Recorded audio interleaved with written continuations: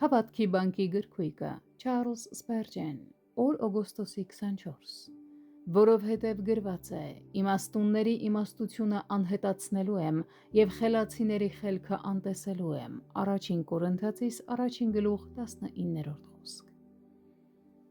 Այս խոսքը սպառնալիք է աշխարհի իմաստունների և իրենց աշխարհիկ իմաստուն համարողների համար, բայց պարզ հավատացյալի համար խոստում է։ Նրանք, ովքեր իրենց գիտուն են համարում, շարունակ փորձում են ոչնչացնել խոնարհ հավատացյալի հավատքը, բայց նրանց փորձերը ձախողում են, նրանց փաստարկները փլուզվում են, նրանց տեսությունները սեփական ծանրության տակ ընկնում են,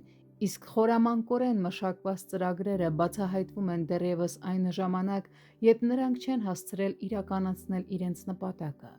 5 տակարանը դեռևս չի վերացել և չի էլ վերանա, քանի դեռ Տերը կենդանի է։ Եթե այն հնարավոր լիներ վերացնել, ապա վաղուց արդեն կվերանար երկրի երեսից։ Մենք չենք կարող ոչնչացնել իմաստունների իմաստությունը և դրա կարիքն էլ չունենք, որովհետև այդ գործը շատ ավելի վստահելի ձեռքերում է։ Տերն ինքն ասում է. «Ես կանեմ», և նա երբեք զուր որոշում չի կայացնում։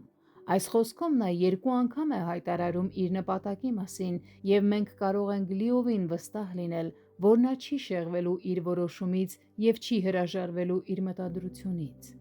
Ինչ հիմնովին է Տերը վերացնում փիլիսոփայությունն ու ժամանակակից մտածողությունը, երբ իր ձեռքն է դնում այդ գործին։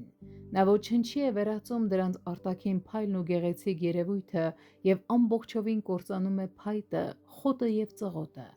Գրված է, որ այդպես է լինելու, ուրեմն այդպես էլ կլինի։ Տեր, շուտով և ամբողջովին վերջ տուր դրան։ Ամեն և ամեն։